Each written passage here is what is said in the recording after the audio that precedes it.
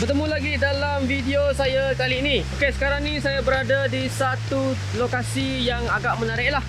Okey, kalau korang lihat belakang saya ada satu waterfall yang agak famous di area ini. So ini adalah waterfall Wong Pupok yang berada di Batu Lintang Seri Aman. So setakat ini saya lihat memang tak ada pengunjung yang datang. And then kawasan ini juga dia punya rumput dah babas pun dah semakin tinggi. Maybe sebab orang tak dapat nak berentas, orang tak dapat nak keluar sebab pandemikan. So hari ini saya nak try saya punya iPhone 12 ini. Saya nak try dia punya kamera sebab apa yang saya tahu, kamera pada iOS dia memang nampak sangat natural. Jadi kita try lah. Saya akan buat sedikit B-roll dan juga saya akan ambil beberapa keping gambar untuk sampel. So stay tune guys. Let's go.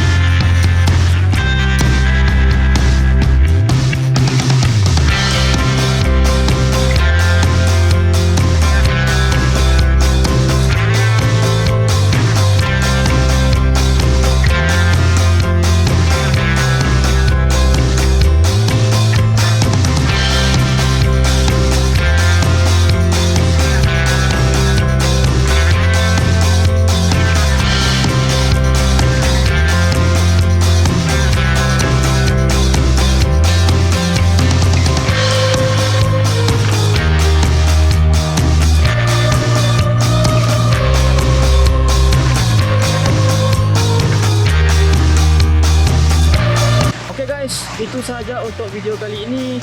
So saya harap korang dapat input dan manfaat daripada apa yang saya sharekan pada korang. So apakah pendapat korang tentang iPhone 12 mini? Adakah dia punya kamera menarik ataupun tidak? Korang boleh komen pada ruangan yang disediakan. So okay guys, I see you on the next video. Ciao.